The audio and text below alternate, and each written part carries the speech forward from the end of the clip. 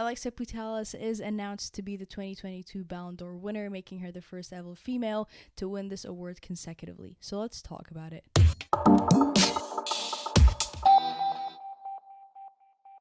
So, the Ballon d'Or, well, this year it did generate some kind of controversy and debate about who should have been the rightful winner. Was it Alexia Putellas or the runner-up Beth Mead? And I think we must recognize that there's always going to be massive friction between an individual award and a collective sport and a team sport. It's kind of a bit ironic because it should look at your individual numbers and performances, but what your team achieves and which team you're playing for does play a huge role. And so the relative strength of an individual player is quite hard to quantify and determine in a team sport like this. Now, it was revealed this morning that it was literally a point that separated Alexia and Beth Mead, which is, you could think that's exactly the point that was between Arsenal and Chelsea last year if Arsenal had won it. Now, just looking at Alexia's club performances, in 42 games, she had 20 assists, 34 goals, which is a whopping 54 goal contributions. That's a number and a half. Last year, she had an invincible, quite literally unbeatable La Liga season. They won the title, having lost not a single game.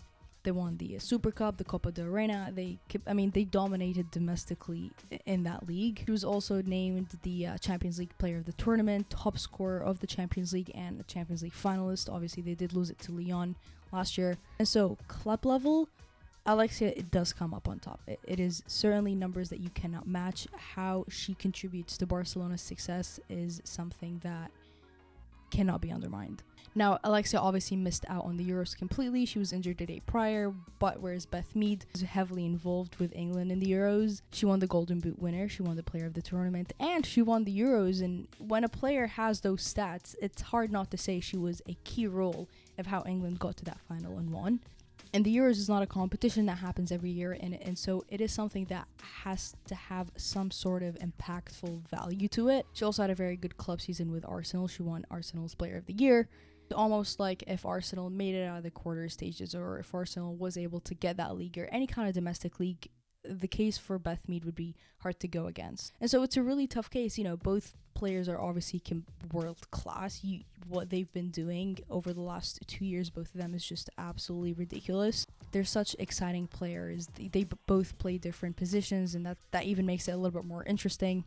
You can make a really good case for both contenders. If Beth Mead won, then a lot of people would be happy, but you'd also see a lot of fans not be too happy because they thought Alexia won, and clearly we're seeing the same thing with the vice versa. So who should have won it? I don't think there is a specific answer to that, but the votes and the numbers came out and it was Alexia Putellas, and I think we just have to appreciate that in this era we're seeing somebody who's been able to win it back to back consecutively.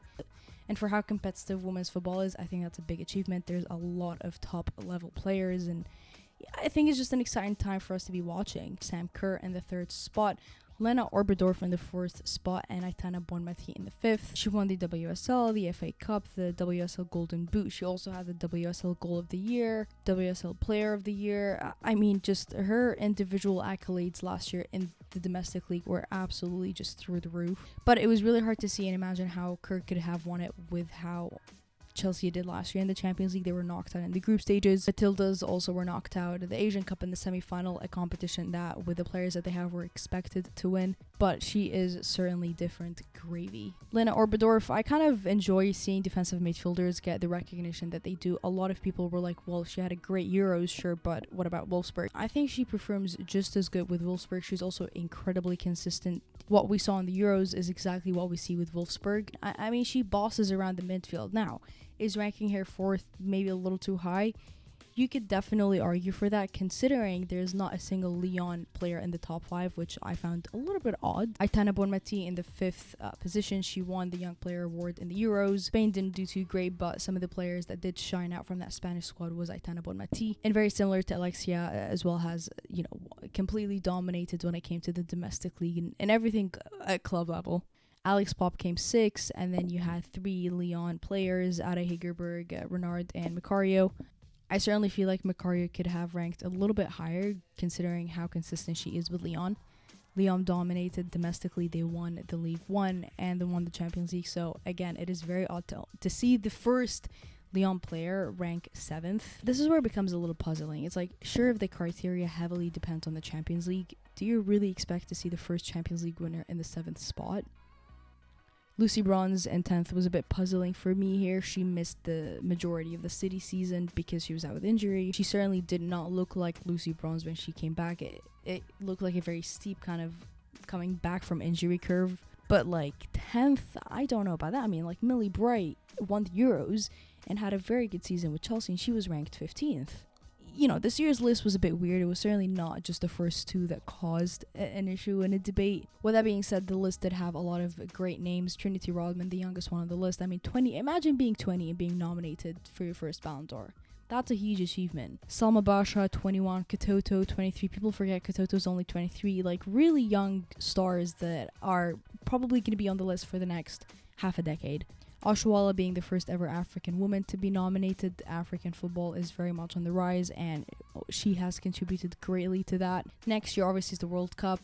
The Ballon d'Or is going to come around this year as well, so it's going to be very fun to see who the winner of that is. What the Spanish team is looking like. Is Alexia back? How England is going to do. I think they are definitely going in as favorites, and so it's all incredibly exciting times. One last thing, I still think it is a complete robbery that KERR Walsh was not on this list. If Lucy Bronze was able to make it 10th, then how on earth was KERR not even nominated? One last thing also that I would like to see in the future is having a longer nominee list, 20 players compared to the 30 players the men have. I think a 30-player list would be great. I would have loved to speak a little bit about the Champions League that is kicking off tomorrow, which, by the way, DAZN is streaming and carrying all of the group stages games on YouTube for free. But if you can tell already, my voice is completely gone, and it is quite a struggle to be speaking right now. I've gone sick 3 times in the past month and a half, and I just can't seem to recover from anything. As always, make sure you subscribe to us here on YouTube and follow us on Twitter to stay updated and to continue enjoying the beautiful game. I will see you later.